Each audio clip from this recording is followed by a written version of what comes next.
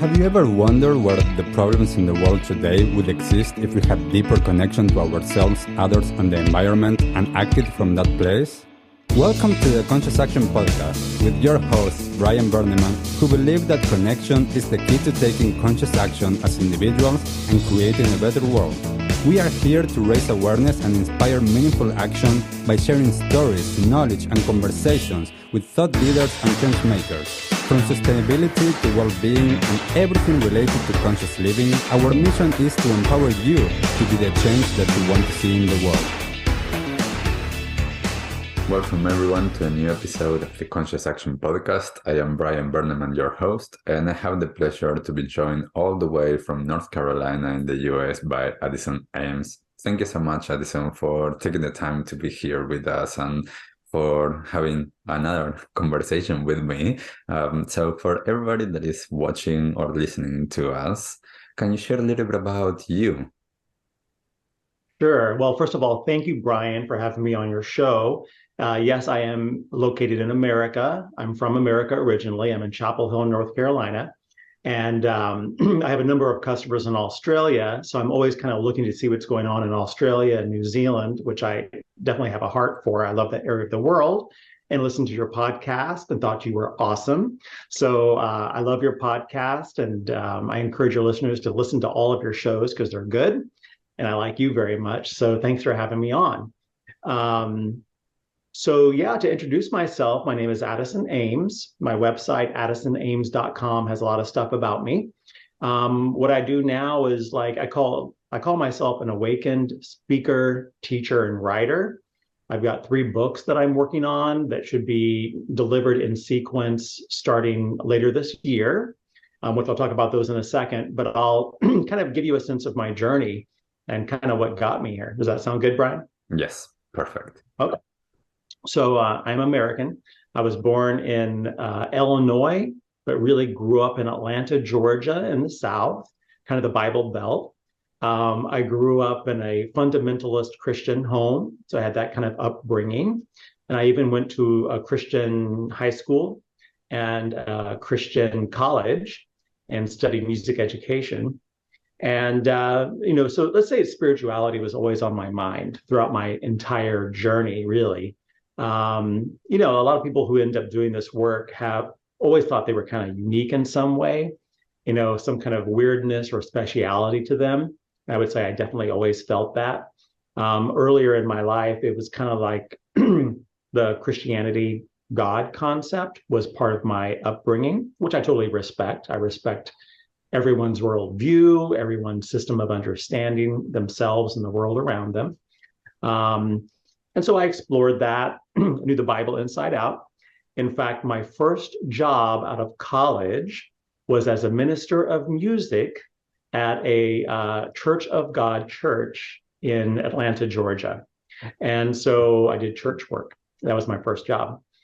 And then I quickly realized, even though I always kind of knew since I was very, very young, that I liked guys. So it didn't quite fit into the belief system of being a minister in a conservative Christian fundamentalist church. So I, with respect, exited that job and I moved to New York City. And I had gone to a model casting in Atlanta, and I got picked up by a modeling agency in New York. So some people look at me now and say, really? But yeah, I was, kind of hot back then. And so I moved to New York City thinking I was going to be a model, and I tried my hand at it. I did some things, but I ended up falling into marketing.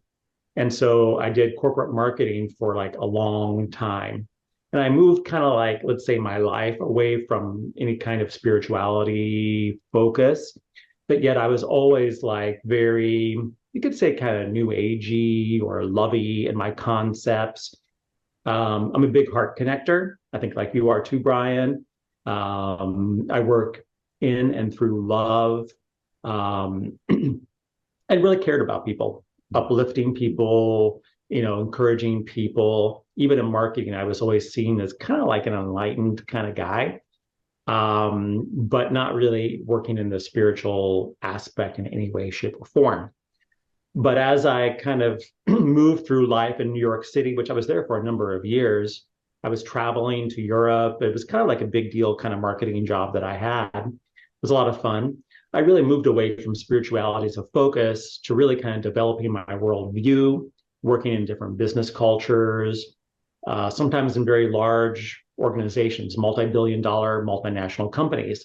So I really expanded my worldview. I was working with C-level executives, CEOs, CFOs, COOs, that kind of thing, and giving them counsel and advice and working on my marketing thing and developing different relationships, many of them international, a lot of them in Europe, but still kind of, again, kind of like an enlightened guy was inside. My soul, which is one of my specialties right now, was still kind of doing its thing, which I say now that one of my soul's calls, one of the definitions that my soul has for me is like a nice guy doing nice things or a happy guy. I'm very, very happy.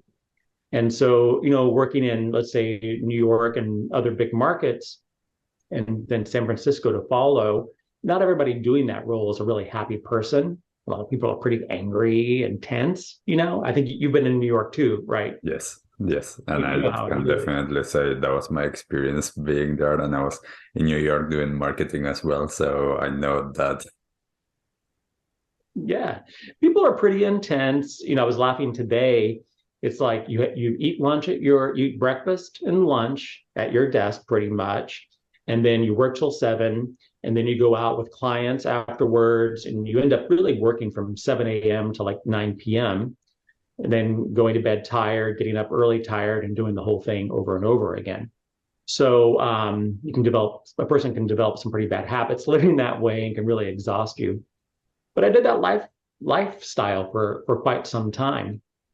I moved from New York to San Francisco, and I worked in Silicon Valley for EA, Electronic Arts, the world's largest video game maker, which actually was a cool part of, I think, the way my soul planned my trajectory throughout my life. Because in a way, I think life is kind of like a game. You and some of your listeners may be familiar with that model of understanding existence and understanding life, like the game or simulation kind of concept. So actually, one of the games that I worked on at EA was The Sims. The Sims, the Sim City, that whole franchise, Sim Kids, et cetera. And so that really helped me understand a lot of what I do now in my work of seeing, in a way, understanding myself as a player in the game and understanding kind of all of creation is kind of like, if you want to see it this way, is like a game, like in the game, out the game, all this kind of stuff. So then from working at EA, my partner at the time had family in Florida, and so we moved to Florida, and I went through a lot of what I call the dark night of the soul there. I lost a lot of stuff. I was drinking heavily at the time, really lost sight of kind of myself in a way, and just lost a lot of stuff, and definitely went through what I would call the dark night of the soul, which I'll talk a little bit later about, and lost friends, lost family, lost stuff, and had to really rebuild from nothing at one point in time, which I don't know if you've ever experienced that or not, but that's part of some people's journey. Lose everything and everybody and start all over again.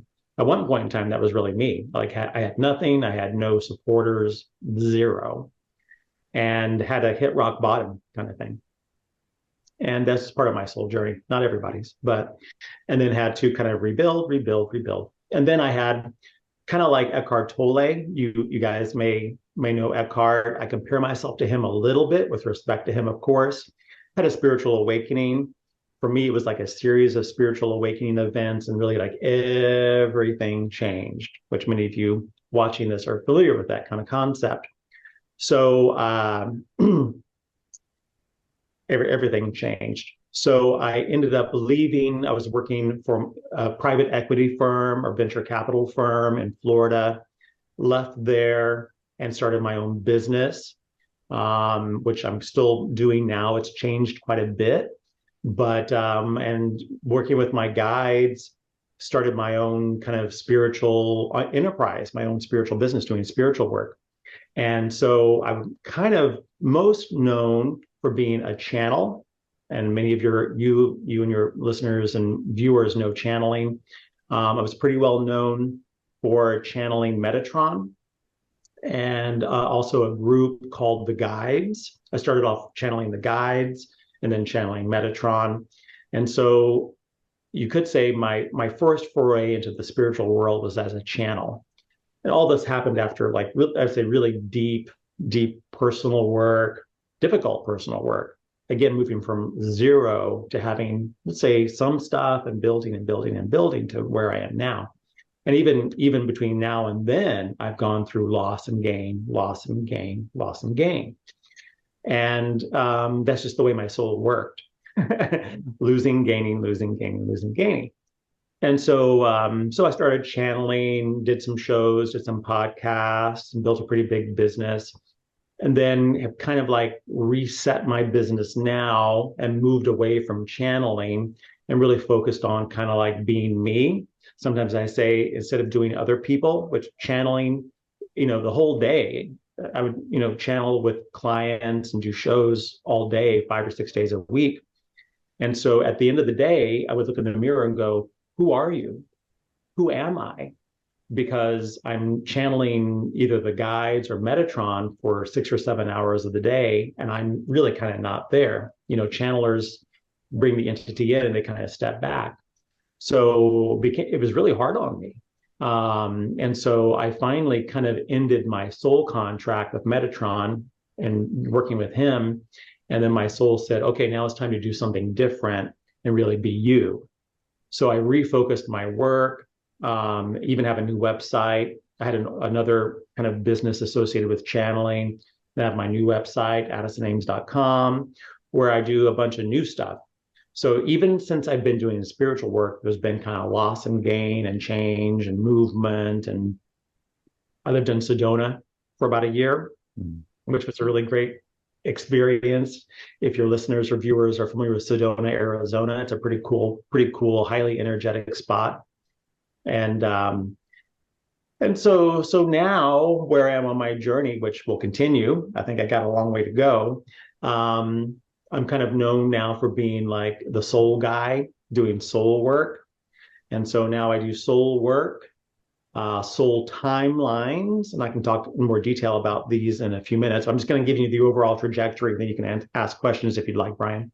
Soul work, soul timelines, axiotonal alignment, and a number of other things that are on my website, but it really is all new work. So, I call myself now an awakened teacher, speaker, and writer, but the first line on my website says, Addison Ames has gone through transformational change. And so that's one of the things I say to your viewers and watchers is transformational change, from my perspective, from what I see, is really part of the human experience. So a lot of people come to me now, and even back when I was channeling, going kind of like, what's going on in my life? What am I going through? Because life is pretty crappy. I don't really like it too much. Well, sometimes, I say to people the hard stuff, which is you're going through it. You're going through the crap. You got to get through kind of the difficult and the challenge to get to the change, to get to something better. Because really, from what I see in soul work, really is kind of one of my areas of expertise is the soul will challenge you. In fact, on my YouTube channel, which has a bunch of videos kind of about the soul and other spiritual and awakened topics, one of the videos that I think is up now is called Soul Challenge, or maybe going up later on today. And I think it's kind of a cool concept. See what you think, Brian. But I think sometimes our soul challenges us. Sometimes it kind of beats us up a little bit, or kind of like pushes us to do something that we as a personality don't always want to do. So I have a video about that on my YouTube channel. But I went through a lot of transformational change to get here. And I would say probably for the rest of my life, I will go through, hopefully not as traumatic or dramatic, but more transformational change. Because many times that's the way our soul works, is break down, build up in different phases of our life. in order for us to be the best we can possibly be. I really think the soul helps us to be everything that we really want to be. So that's where I am now. It's good to be talking to you, Brian, and I'm happy to answer any questions that you have. Beautiful. Thank you for sharing. There's so much I think that I would love to go a little bit more deeper into.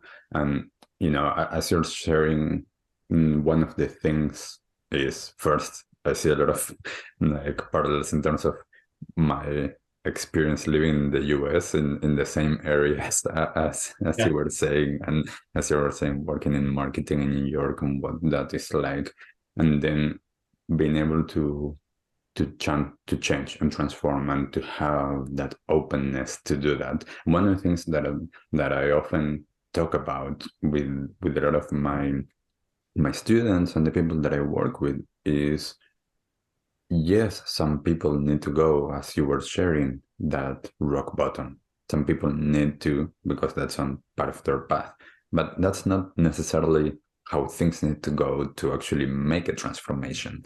So if we are able to prevent that, then wonderful. Like if we are able to get a little bit more awakened before we hit rock bottom and we don't know how to do that, then perhaps that's not on our path. And perhaps that's not on our path because we're able to actually work through or cut those that karma or those contracts or those beliefs that we have that we are coming with that are part of our soul. And I think that this part of the things that you do, right? It's like working with part of that. So I would love to understand before I ask you some more. And you were sharing about you had to, as you were doing this transformation, you had to do work with yourself to be able to be open to this change, to be able to channel, to be able to get more in touch with this side of things.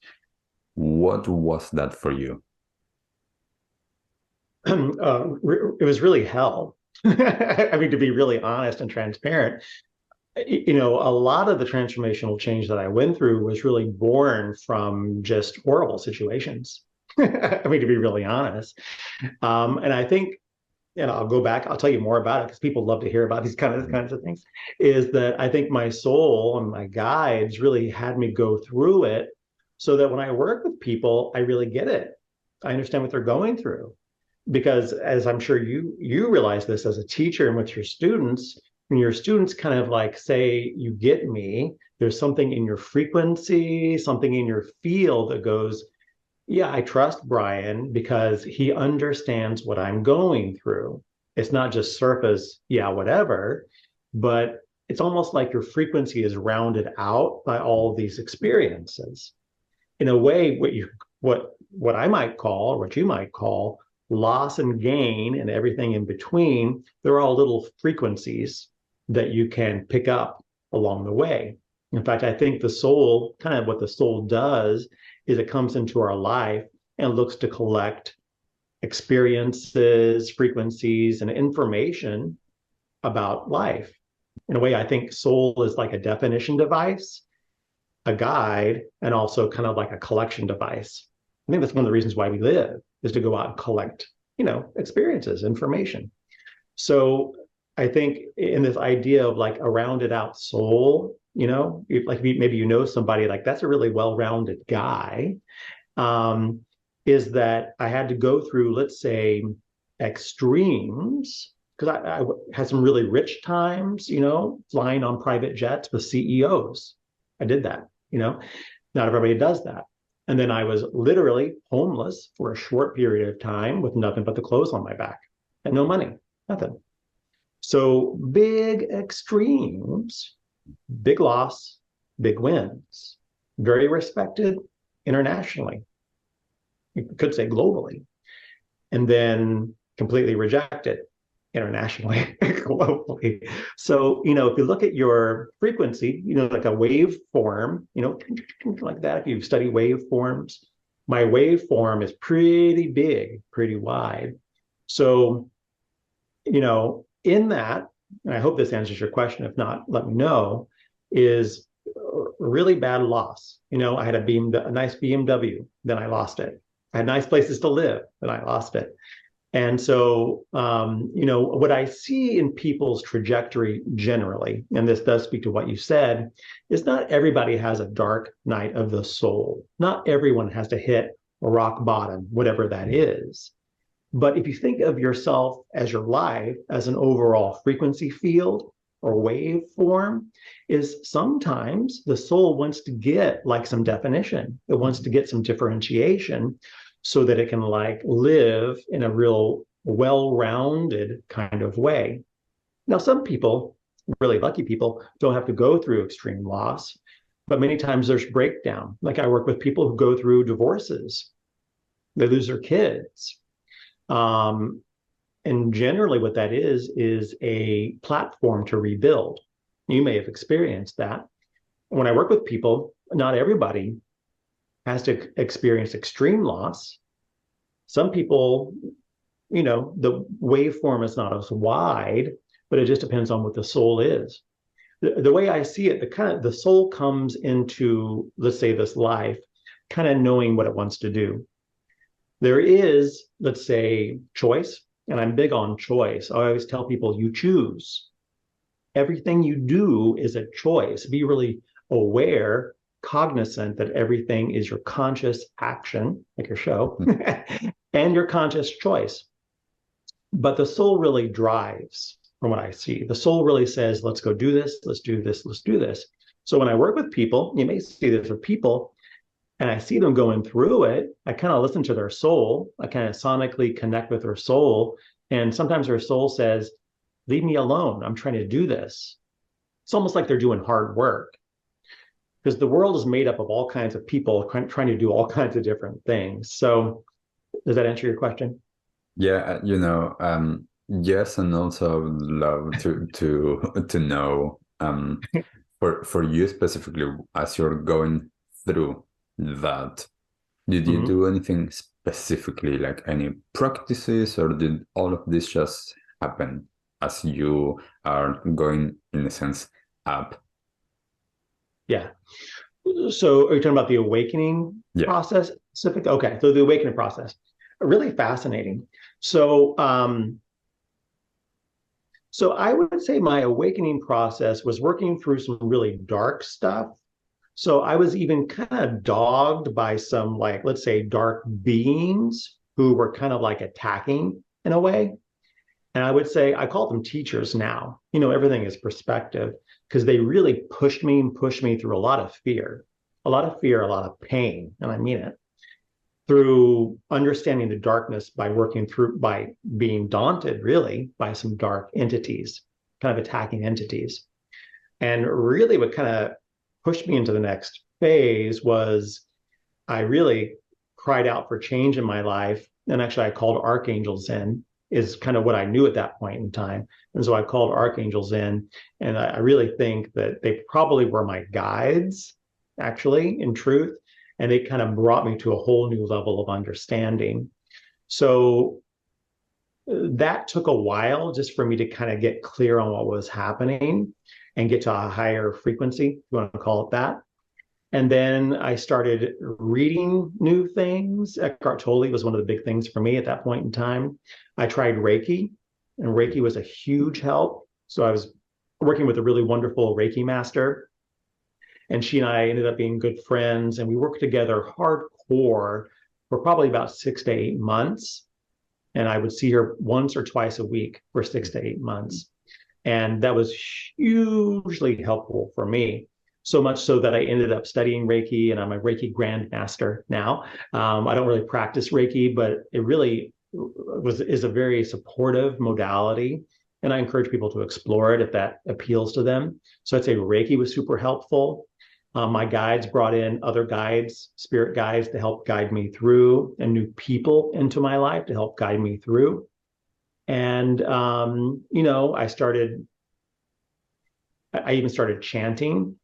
So I would do a lot of, like, let's say, Buddhist style chants, and would chant for like 2 or 3 hours in the morning, kind of just to get clean and clear. and reading, let's say, high vibe kind of stuff. And man, looking back on it, it's all kind of a blur. It all happened so deep and fast. But I'd say those were some of the key points. Mhm. Yeah. I would say Reiki and the Reiki master I worked with was very influential, probably one of the most influential things. Mm. Yeah, it's so interesting. And for me as well, together with Tibetan Buddhism, Tibetan yoga and meditation, Reiki was one of the biggest aspects that enabled me to actually understand things differently, understand more the energetics of things, understanding frequency, and to be able to create, the steps and the changes that feel more aligned to my own frequencies and my own vibrations. So yeah, thank you for sharing that, because I always think that it's really interesting, how um, when we're going through those transformations, when we're going through those things, we all connect and resonate with different practices or different traditions, and I find it really fascinating always to know that, because as I often share, people see you, see me, and see anyone where they are instead of seeing what they've done as well. So it's Mhm. just like, oh, you channel Metatron, amazing. And it's like, well, you went through all of these things to be Yeah, able to even get there. And people might not see that. And it's not, that, you need to go through all of that to get there. It's just that in your case, you did go through all of that. totally. Is it okay if I comment on Yeah. that? Yeah, I mean, I'll talk a little bit about channeling, is that really everyone has their own path. There are archetypical understandings where you can say, oh, yeah, maybe I'm like that guy or that person, that lady, and you can get some ideas or bring some frequencies in. But really, everyone is on their own path. Mhm. So, and I always say this, and this may resonate with you, is yeah, I have a teaching. You have a teaching, Eckhart Tolle has a teaching, all the channelers have teachings. They're just teachings. It's not necessarily the way it is, the way that works for you, or what you should do. So I always tell people, even with channeling, which a lot of people think channeling is like the thing. I know because I did it. Listen to everything and go, is this for me? Does this work for me? Use your own filter and decide. Again, you choose, you decide what works for you. So, I love what you're saying. And for me, a lot of people think channeling or channelers are like superstars, like they must be important because they got this direct channel to something higher. And I mean, yes, for sure. But sometimes channeling is not always what I would say accurate. A lot of people say it depends on the channel. And the information that comes through is whatever the channel, the being channeled wants to come through. It's not always applicable to what people are doing and what people are moving through in their own lives. So I think everyone is on a unique journey. And so if there are frequencies that make sense for people, generally they know that.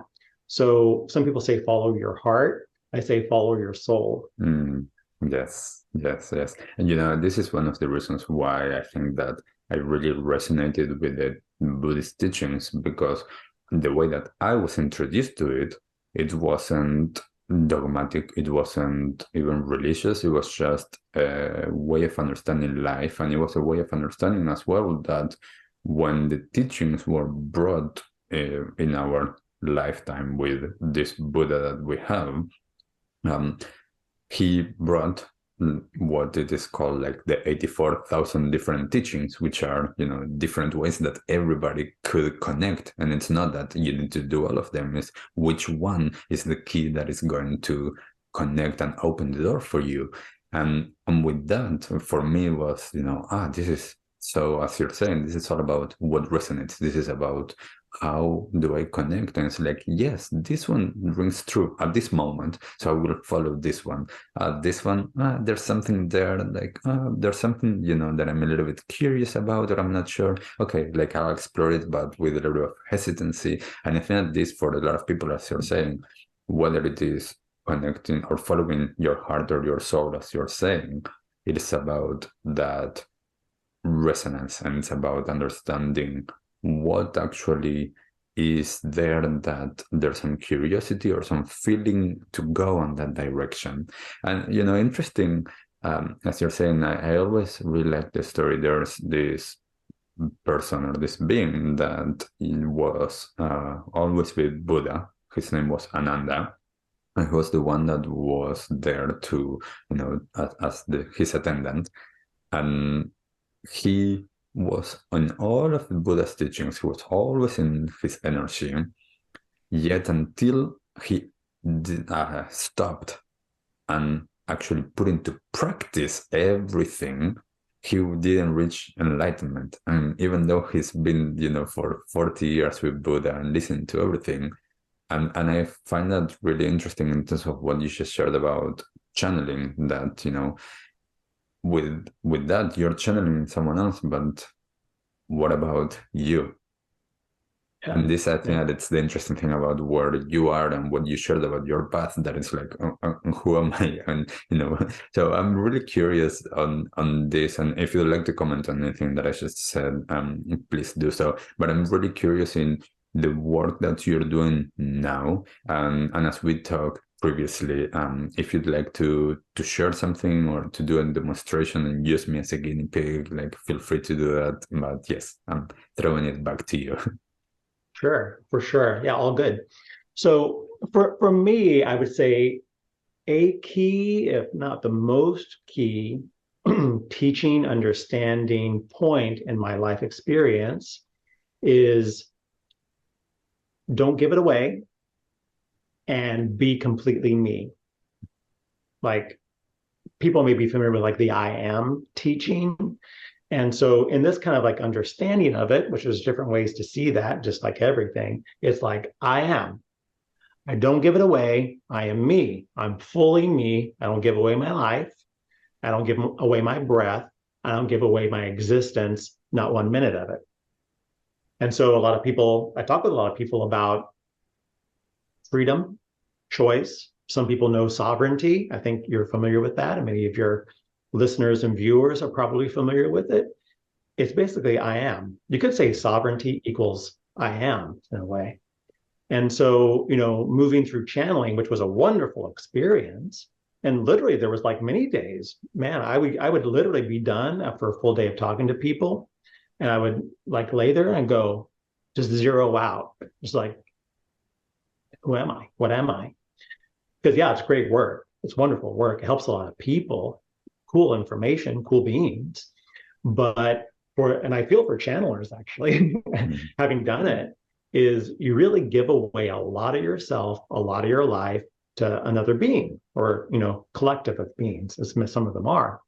So I think I went through, in fact, I know I went through that as part of my soul journey, to work with people now and say, don't give it away.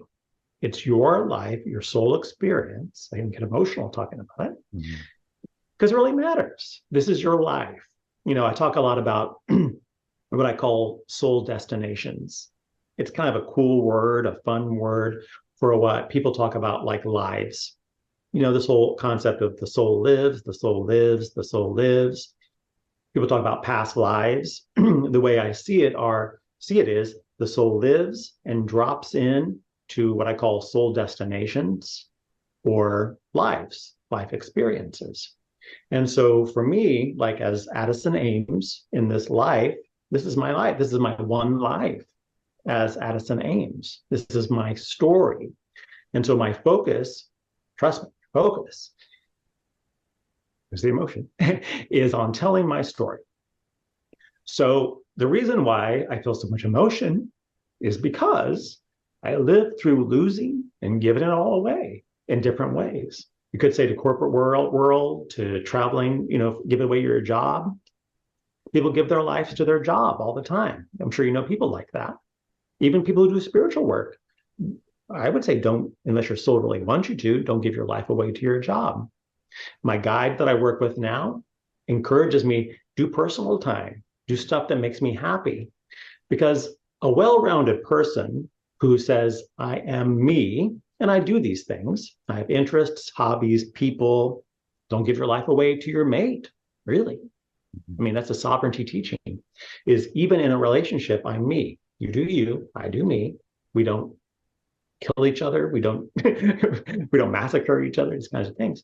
So in my life experience, I guess going back to what you're saying, a key learning is I have to be me in the full expression of me. So channeling is really cool. We can talk about channeling. We can talk about you. What would you like to talk about? What's your choice?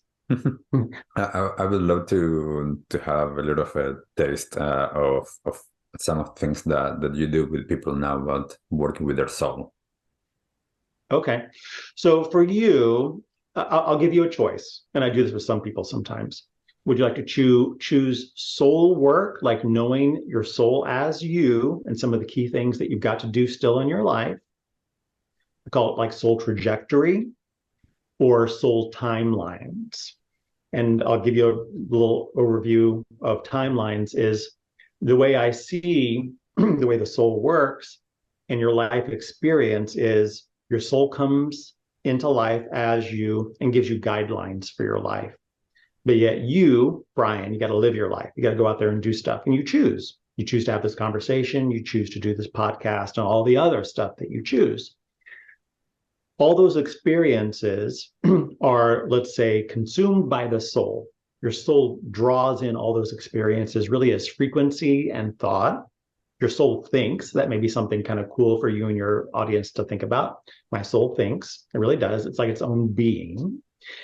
Your soul collects all the information in your life. And just like you might create a timeline in real world application, you've got like birth, death, timeline, right? You put stuff on the timeline, above, below, you lay it out on a timeline. Is your soul collects information and puts them in containers called timelines of different categories of the things that you experience. So people, just like, you might hear people talk about earth timelines, things like that. People have their own personal timelines kept in their soul, believe it or not. I call them soul timelines. So we can talk about your own soul timelines, about what you can fold, close, or collapse, which means basically you're laying old stuff to rest. And that frees up new space so you can, and I help people do this, open up new timelines for new opportunities and do new stuff. Again, like these soul timelines are like containers of your information, containers of your stuff. And so let's say you have old timelines from elementary school or, being a kid, is that many people live that information actively in their life right now. So I work with them to help go and close, fold, or collapse those timelines so that they can be put to rest. We don't delete them, but it's your stuff. It's your soul experience. It's you. But it allows it to be laid to rest so you can focus on the now and open up new timelines. Mm-hmm. So with you, we can talk about soul work, soul trajectory, some key things you need to do in your life, and then, or soul timelines. What would you like? I feel like the timeline is the one that I feel like resonates at this moment. Okay, good. So really to do the work with you, which I'm happy to do with you, if you want to do it, just let me know. We can get you set up. For you, it probably would take about 5 sessions to do it. So I'll just kind of talk to you about it a little bit. And I'll do it for you for having me on the show, because it's a delight to know you and a delight to be on the show. But what we would do is find out kind of if there's some drama or trauma from your past, which I think there might be in some way, shape, or form, and let's say some of the old stuff that's bothering you still. Maybe you're kind of living some old energies, old relationships, old jobs in your life, old energies. We go through and we identify those, and then we just decide at what level you're done with them. So folding is kind of the lightest one, closing is in the middle, and then collapsing is like the most serious action that you could take. And I liken it many times to cleaning out your closet. Maybe somebody has a big closet. You walk into the closet, you look around, you go, what's all this stuff? I don't use most of it. I use 4 or 5 things. A lot of people do that. They have their favorite shirt, their favorite clothes, and they wear those a lot, favorite shoes. Then the rest of it's all just stuff. Some of it old stuff I haven't worn for a long time. So soul timelines work is a little bit like closet organization. So what I would do with you is identify those things that you're done with. And we can go sometimes in each session, we go, let's by series of events in your life, categories of events in your life. Maybe it's school, maybe it's old relationship models, old people and old relationships. And we kind of talk through and identify what level of seriousness that it needs, of attention that it needs. Let's say there's an old relationship where you're like, I really need to put this to rest. We can decide, do I want to fold it? Which is kind of like, let's say you take a shirt off the hanger that you don't use anymore, you fold it neatly and you kind of put it away in a cubby down below, you organize it a little bit. But if you wanted to pull it back out again, you could. You got a shirt. And then closing, let's say you take the shirt and you put it underneath your bed, out of the closet, out of sight, out of mind, you put it underneath your bed. That's like closing a timeline. Or collapsing a timeline might be like you put it off site somewhere. Let's say you have a storage facility or something a little further away from your normal living environment, kind of like get rid of it, but you still have access to it, is like what a collapsing timeline might be. So in sessions, we would work to identify what that is, which you have a couple of them that I think we can take care of. You have some that are at the folding level, some that are at the close level, and some that are at the collapse level. And then we actually go into your timelines in conjunction with you. We talk it through so you have say in it. Again, it's your stuff. I respect your stuff. So you have say in what actually happens. Then we fold, close, or collapse it. And you will generally feel it in your body. And between each session, I like to allow about a week, sometimes two, depending on like the seriousness of the stuff that we're folding or closing and putting away, to allow you to kind of close those energies down in your life and sometimes heal. So timeline work can be healing work as well. As you can imagine, you put old stuff away, you got to kind of let the energies work themselves out, which in a way is what healing can be, letting old energies work themselves out. Or allowing old frequencies to go, work out of your system. And then when we're done kind of closing stuff, then we can decide what new timelines you'd like to open.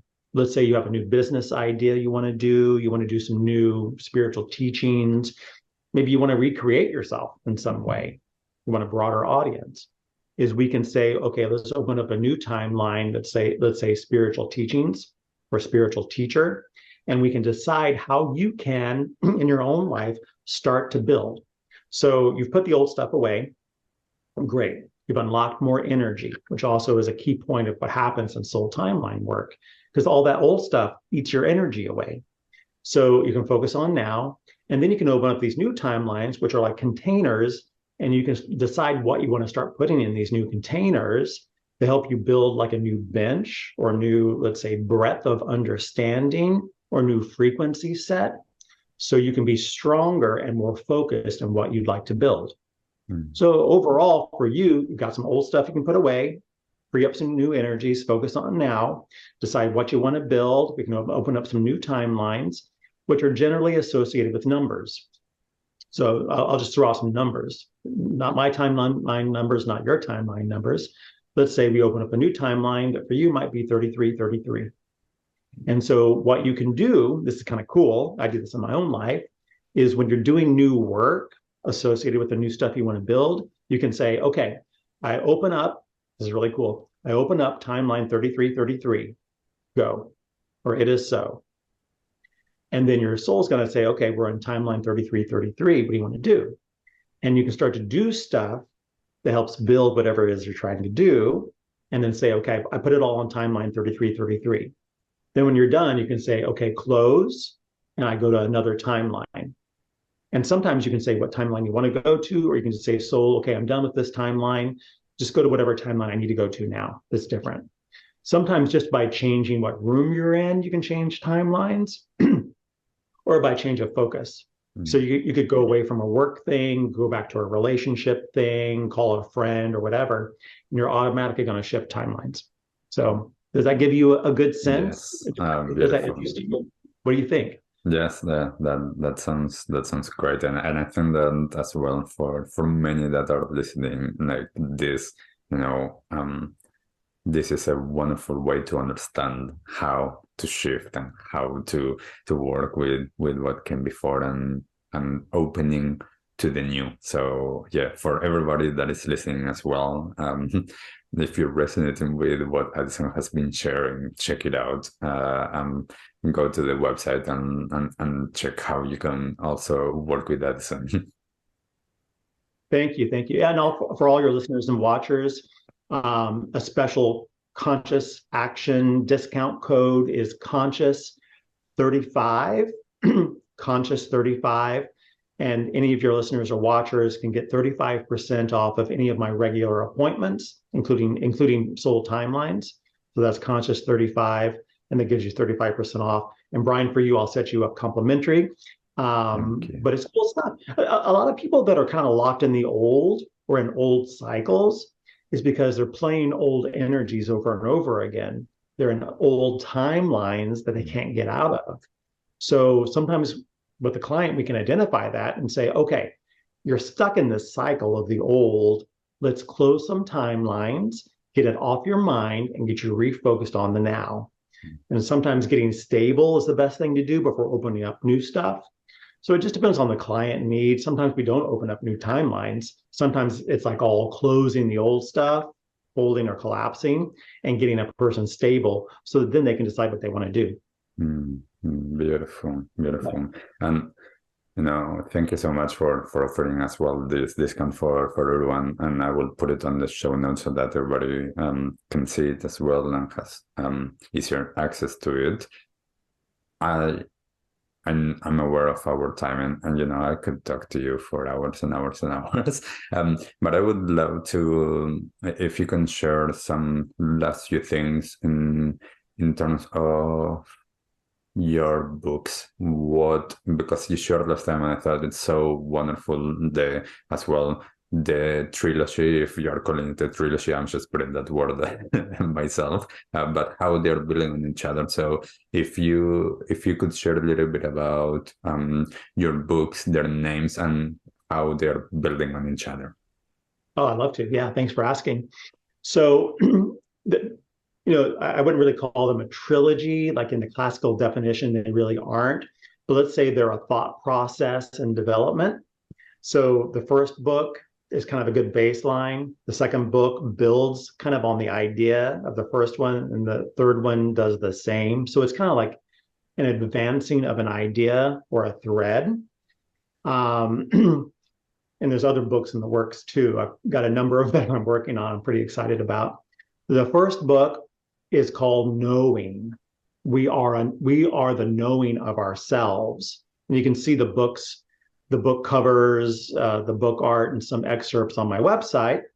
But the first book, Knowing, is what I call a tide turning book, kind of like Malcolm Gladwell's Tipping Point, if you guys are familiar with that. It kind of like does that same kind of thing in helping to get human consciousness to move away from being told what to do, from telling, to knowing. And for you and many of your audience members, this is not like a totally new concept, but kind of in the way that I present it, it is new and fresh. And also for many people out there, this is kind of like a broad-based book, more kind of like mass audience. Again, kind of like Eckhart Tolle's The Power of Now. Oprah, talked about it. It's pretty mass appeal, is that people are always told and not using their knowing, not just their intuition, but let's say their soul knowing. As you know, we are all magnificent beings who hold a lot of information and have a lot of access. So throughout life, from different, let's say, cultural structures, whatever they may be, they're always telling, teaching for sure, but saying this is your belief system, this is who you are, et cetera, et cetera, et cetera. So this really turns the tide, and through a number of different kind of structures, gets people to understand and wake up. You could call it an awakening book.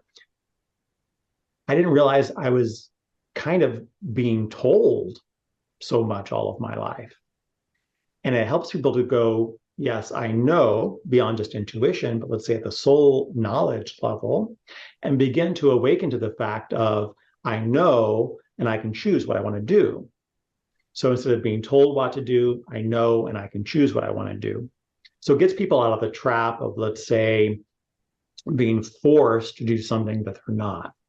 So that's called knowing. We are the knowing of ourselves. And it also kind of like sets up the other books to say that really our knowing of ourself, and this gets back to my own personal awakening, is like I know the way I know myself is the way I am.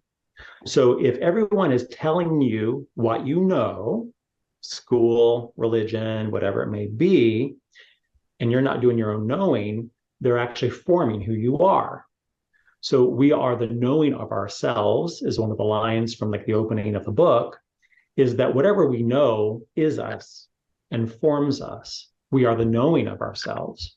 So if we allow ourselves to be told everything, whatever is telling us what we are and what we know is telling us how we are, what we show, if you want to put it that way. So that's a little bit about knowing. I really love it. Very excited. There's some really good early feedback on the book, which you can see some of those comments on my website. And I'll be posting some pages in the coming months from the book too before it launches. The next book is called Frequency Speaks. And I'm sure your audience knows about frequency and vibration, that frequency and vibration really is a creative device. Everything is sound. And you may know the study of cymatics. Yes. Are you familiar with cymatics, Brian? Yeah. So there's some great YouTube videos online, but this book really takes an in-depth look and almost a technical look at how frequency creates and helps people to understand the truth behind this whole idea of raising in frequency and vibration, which you're familiar with, right? Yeah, I'm always trying to raise my frequency and vibration. And this book kind of deconstructs that idea and reconstructs it in a different way. Because what I posit in the book is that like our overall development isn't so much raising in frequency and vibration, but bringing in new harmonics, which are like the sounds around the tone. If you know music, do you play the guitar or know music? Not the guitar, but I do sound healing, so I use cymatics a lot, yes. Yeah, just like you're playing bowls or whatever it may be, there's like the tone, and then there's overtones and harmonics that all create the tone and are created by the tone.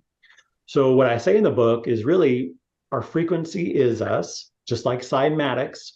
We are form created from sound, and our whole journey is picking up new harmonics and sending old harmonics out. And that really the raising of frequency and vibration really isn't the way it works. It's about sending out old tones or old frequencies or harmonics. I see them as kind of like spinning out of our field, out of our form, and bringing in new harmonics, tones and frequencies and vibrations that are in alignment with our soul journey. And so I even look technically at what frequency or sound is made up of, amplitude, tone, oscillation patterns and sequences and packets, and how all of those things in a kind of like a deconstructed model construct to make us what we are in our life experience. So that's Frequency Speaks. And then the next book that you'll see on my website also is You Are, which is something I say a lot, people that I work with. And this book has a couple of different tones to it. It's kind of cool. One is very uplifting, which is like, you are. Like, Brian, I can say to you, man, you are a smart guy.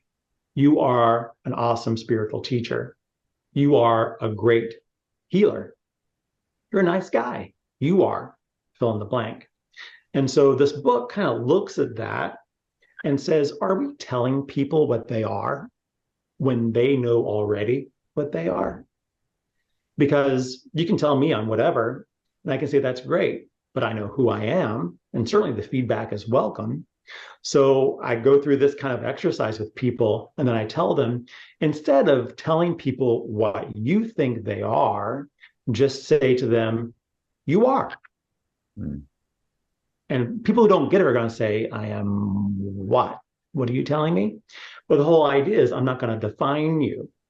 You are, which is kind of magnificent. Because if I say you are a great spiritual teacher, you might say, oh, that's really nice, but I don't think of myself that way. I think of myself as something different.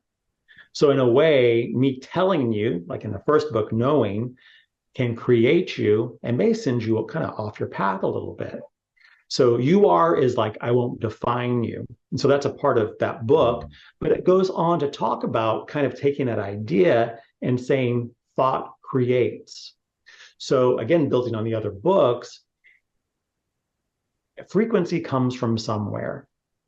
So frequency definitely is a creation machine, a creation device. You can watch cymatics videos, the study of how sound creates form. It's legit, it's real. But what you are talks about, building on that concept of like how I won't define you through my own thought, is that I say that thought or mind or think, like a forward thought motion, actually creates frequency, which then creates form and matter. So if you think about the way brain waves work, which you're probably familiar with binaural beats and that whole kind of genre, the Monroe Institute, those guys do a lot of work around that, is I say that frequency and brain waves, like theta waves, alpha, data, gamma, sigma, delta, sorry, are all created by thought, and so is the universe created by thought that then becomes frequency. Almost like others who have said, like, all is mind, that kind of concept. You are looks at that in a very interesting way from an overall existence kind of format to a very personal format that then helps us to see ourselves, how we think, and how we create ourselves and even other people and the world around us through thought. So that's kind of the evolution of those ideas in those three books. Beautiful, beautiful. Thank you for sharing that. And it's as you're saying all of this, I think it's so great as well because we operate in so many different ways to understand that evolution as well. As you were sharing with your three books, it's like, okay, there's this understanding and this builds on top of that, and now there's some technical understanding of how this is working, and now this is how we can apply it in a sense much more deep. So yeah, I'm looking forward to a little bit more of that. And yeah, I would love to continue talking, and perhaps we can have another conversation like this. But yeah, first of all, thank you so much for being here, for sharing the space with me, for your beautiful offer as well. Just a reminder for everyone that if you are interested in working with Addison gave a beautiful discount. So make sure that you go onto his website and that you use it if you resonate with his work. So yeah, anything last words that you would like to share for this episode, Addison? It's a great question, and a joy to be with you, and a joy to be with your viewers and with your listeners. Really, many, many thanks. I would say think about what you're creating. This whole idea of like we're creator beings is think about what you are creating.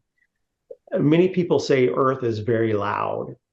Like you ever see those movies where it shows like the space view of Earth, looking down at Earth and hear all this noise happening? It's a really loud place. So my suggestion or idea for all of you to ponder and think about is how is my thought creating myself and other things? Can I go on another minute or two with a little idea? Is that okay? This whole concept of really nothing is secret. All of our thoughts are kind of loud. We're all in each other's mind space, I say many times. You and I, even though you're on a different part of the globe, we're in each other's field, which is generated by our brain, by our mind.